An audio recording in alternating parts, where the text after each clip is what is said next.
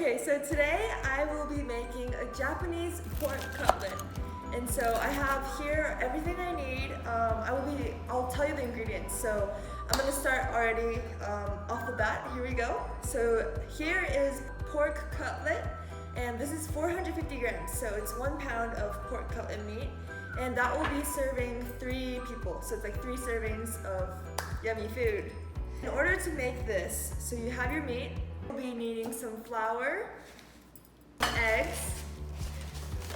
These are breadcrumbs that you will be putting onto the pork cutlet, and then some salt. I'm using pink salt, some pepper, and then you'll be using the canola oil later to fry it up.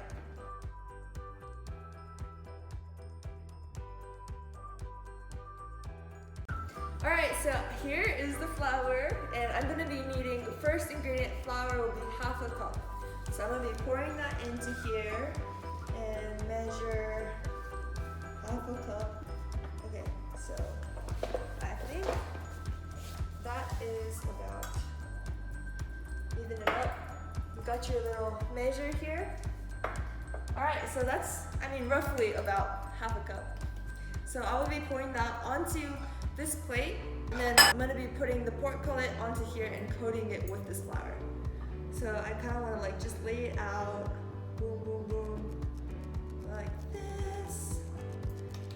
Okay, there you go, 1/2 cup of flour. Next, I want to be taking eggs. I want 2 eggs for this. So I would like to crack the egg. Here's 1. And here is 2. So I got my kitchen chopsticks, and I want to take the eggs and basically get it all nicely smooth and make it so that I can, so basically what I'm going to be doing today is I'm going to be taking this pork cutlet and then putting it onto the flour, coating it first, and then next into these eggs, and then onto the breadcrumbs. And basically that's all you really have to do. But right now I'm just lining up all the ingredients that I need, and everything will be really easy and the easiest way to make really good pork cutlets. Breadcrumbs. So this is a Japanese brand, but breadcrumbs, as long as it's smaller. I live in Houston, Texas now, but there are some Japanese markets that will probably have these somewhere. So if you can find it, it's really good. I will be using 2 cups of this too. It's not opening. Get some scissors. I'm gonna take this,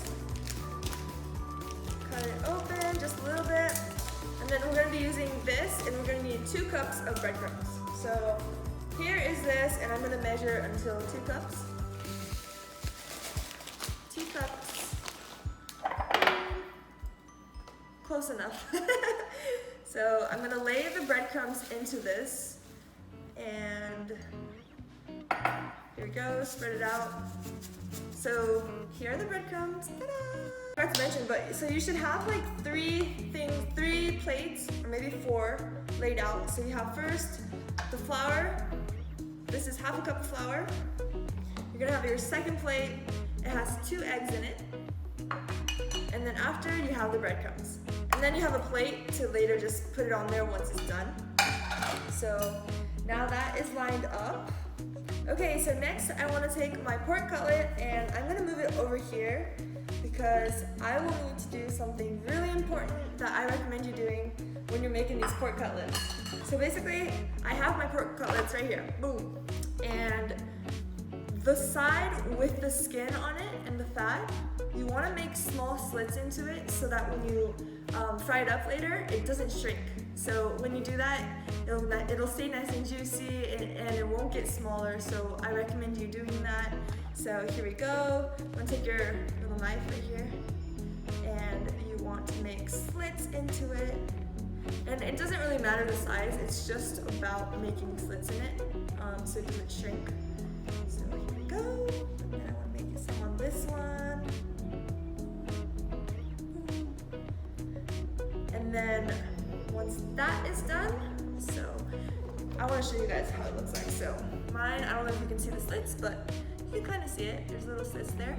Now I have my flour, eggs, and breadcrumbs. And then before you put it into all of this, you want to make sure you salt it and then you pepper it up. So today I am using some pure salt, sea salt. And this one's really good, I like it. And then I want to do both sides of the pork cutlet. So just salt it up to kind of like what you like, not too salty, but a decent amount of salt. Make it taste good. And then black pepper, a little bit on top. Boom, boom, boom, boom. Okay, and then you want to make sure you do the other side. So flip it over, same thing, salt it. And then you want to pepper it up. Peppered and salted. Okay, so next step, you have your flours, eggs, and breadcrumbs. You want to take your pork cutlet. First, you're gonna dab it into this flour. I'm gonna spread it out a little bit so I can spread it out. And I want to put this into my flour. You see what I'm doing? And then I'm gonna put it on there. And then it's coated up, nice and coated. But then you wanna make sure you take off. You don't want too much flour on there, so you wanna kinda like shake it off. Shake it. Next, you will get your egg and you will pop it in there. Might get a little messy with the hands, but it's okay. And pop it in there. Make sure now it is coated with the egg on top of the flour. So you go flour, eggs, and now that it is egged up, throw it into the breadcrumbs. Boom!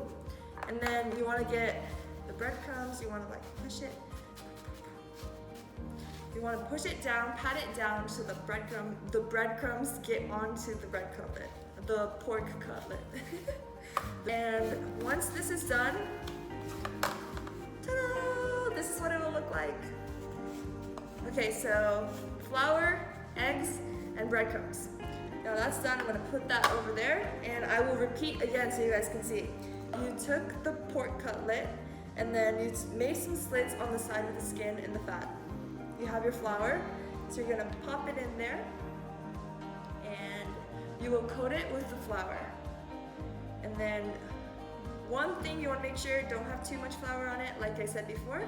So you wanna shake it up a little bit, shake it, take the flour off. Next goes into the eggs, and then make sure it's coated with the egg now. And once it is coated with the egg, you put it into the breadcrumbs. And you're gonna push it in so that you get enough breadcrumbs on there to stick, and it's coated nice and neatly. And I am almost done with this part. Okay, so look at this. You guys have the pork cutlets that are floured, egged, and breadcrumbed. And then step 2 will be frying it up, so I'll show you guys that next. Okay guys, so now that I have my pork cutlet, it is floured, egged, and has the breadcrumbs on it, and it's ready to get fried up. I will take my canola oil, and you want to fry it up. So put this oil into, okay, so like this pan, it will be about 1/3 of the fry pan. Ooh, that was like perfectly what I needed. And now that is done, now turn your heat on, bring the heat. Okay, so I put my oil in there, and what you want it around 350 degrees. However, I don't have the equipment to measure how hot it is actually, and I don't know if you guys do. Maybe some amazing kitchen people have that in their kitchens. I'm kind of jealous. But how I'm going to measure the temperature of this is I have a little trick to this. So I'm going to take some of my breadcrumbs, and when I put that into here, it's gonna sink and then come back up, and it's gonna be like a nice little float. That's when I know that the temperature is right.